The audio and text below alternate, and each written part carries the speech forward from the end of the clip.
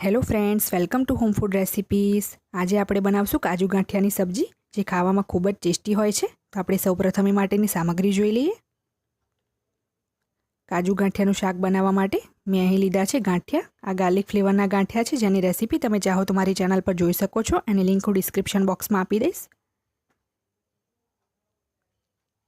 આ મેં લીધું છે 2 મોટી ચમચી જેટલું તેલ, 2 મોટી ચમચી જેટલા કાજુ. આ ટુકડા કાજુ છે, તમે ચાહો તો આખા કાજુ પણ લઈ શકો છો. આ મેં એક મોટી સાઇઝના કાંદાને એકદમ બારીક ચોપ કરી લીધો છે. તમે જોઈ શકો છો એકદમ જ બારીક ચોપ કર્યો છે. અને જો તમે ચાહો તો આને મિક્સરમાં પેસ્ટ પણ બનાવી શકો છો.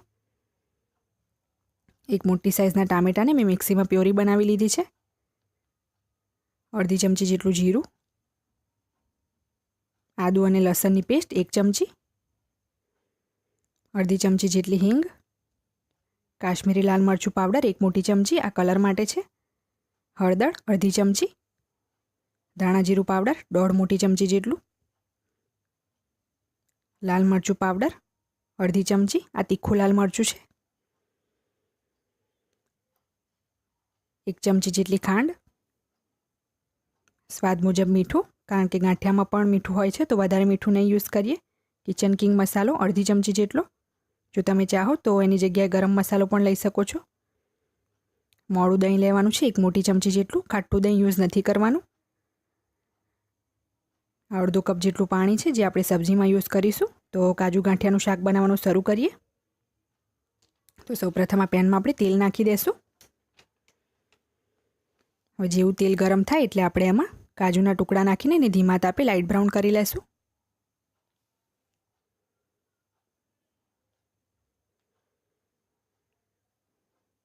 તો આ કાજુ આપણા ધીમા તાપે સરસ લાઇટ બ્રાઉન થઈ ગયા છે. તો આને આપણે એક બાઉલમાં કાઢી લેશું.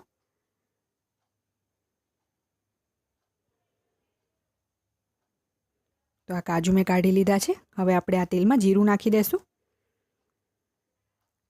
જીરું નાખ્યા પછી હિંગ નાખશું. હવે આપણે એમાં બારીક ચોપ કરેલા કાંદા નાખી દઈશું. તો આ કાંદાને આપણે ધીમા તાપે લાઇટ બ્રાઉન કરવાના છે.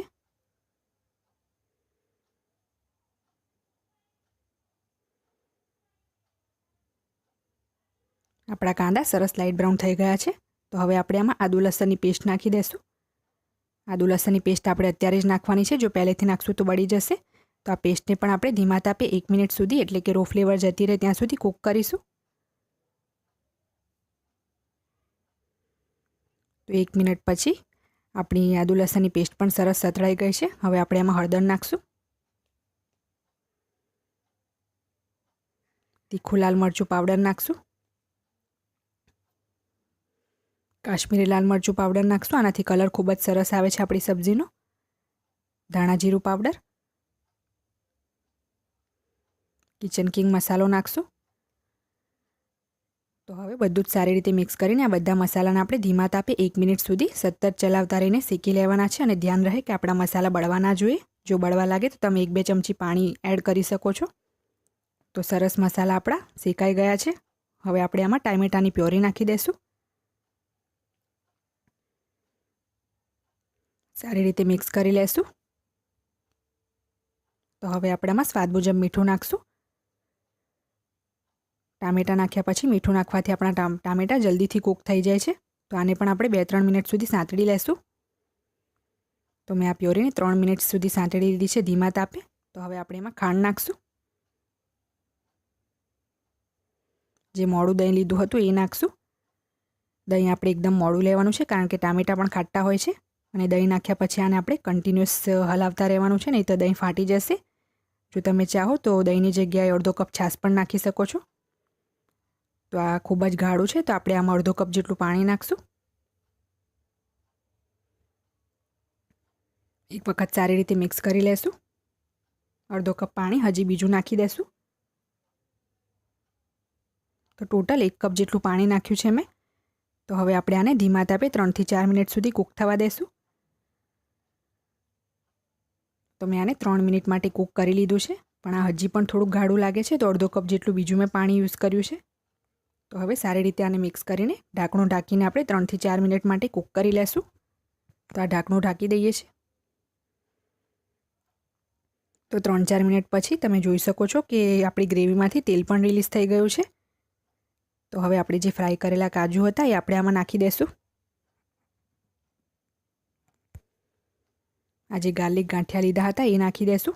તમે ચાહો તો પ્લેન ગાંઠિયા પણ લઈ શકો છો અને ગાંઠિયા તમે તમારી ગ્રેવીની થિકનેસ જેટલી રાખવી હોય એ હિસાબથી નાખી શકો છો.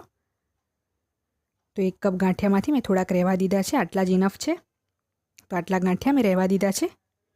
તો હવે આપણે ગેસની ફ્લેમ ઓફ કરી લઈશું. ગાંઠિયા નાખ્યા પછી વધારે કૂક નથી કરવાનું.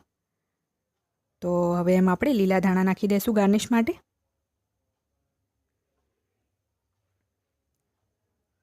આ સબ્જીને આપણે હવે સર્વ કરી લઈશું.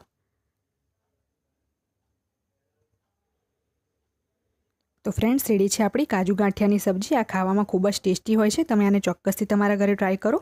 જો તમને મારી આ રેસીપી પસંદ આવે તો મારી ચેનલને લાઇક, શેર અને સબસ્ક્રાઇબ કરવાનું બિલકુલ ના ભૂલશો. સબસ્ક્રાઇબ બટનની બાજુમાં જે બેલ આઇકન છે એને પણ ક્લિક કરો, જેથી તમને મારા દરેક વિડીયોની નોટિફિકેશન મળતી રહે. જો તમારે મારો આ વિડીયો હિન્દીમાં જોવો હોય તો એની લિંક મેં ડિસ્ક્રિપ્શન બોક્સમાં આપી દીધી છે. તો મળીએ નેક્સ્ટ વિડીયોમાં. ત્યાં સુધી આવજો.